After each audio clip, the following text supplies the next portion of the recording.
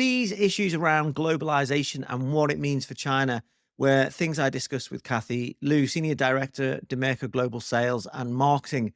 My apologies for the background noise, but Kathy was speaking live on the exhibition floor at China International Import Expo. But certainly what came through from Kathy loud and clear was that she's an optimist on China and believes there are signs the economy is bouncing back. Over to Kathy. So I think after 3 quarters, finally, I think today I get some good news about the Chinese economy.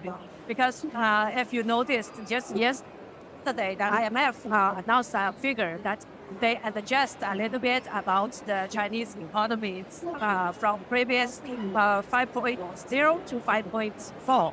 And the next year will be adjusted to 4.6. So I think this shows the confidence for the markets to the Chinese economy, especially after the pandemic. Kathy, from a China perspective, what's the message on this sourcing conundrum facing a lot of OEMs? Is China+1 over-egged in terms of the negatives for China and this sort of implication that its role as the factory of the world is under threat? From my point of view, we still see it positively.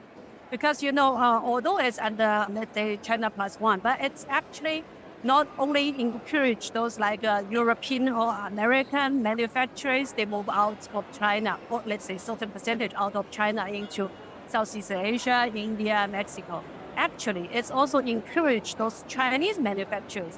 They are also moving out of China and then moving a certain percentage to other countries, which I think to help those Chinese manufacturers to be global. I think it's a good trend. Normally, like in the past, maybe they never think about that because they enjoy the Chinese market, which is maybe for them it's enough. But now, because of this trend, those Chinese companies, they are gradually or they be pushed to move their branch office or establish their branch of factories in other countries, which actually is the first step to go international.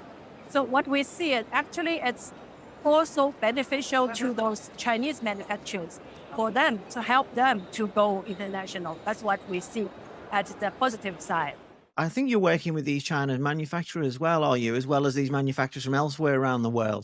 Yeah, right. We're working with them and we help them to move their production line to like Vietnam, to Thailand, to India, to Mexico. We support them for this movement.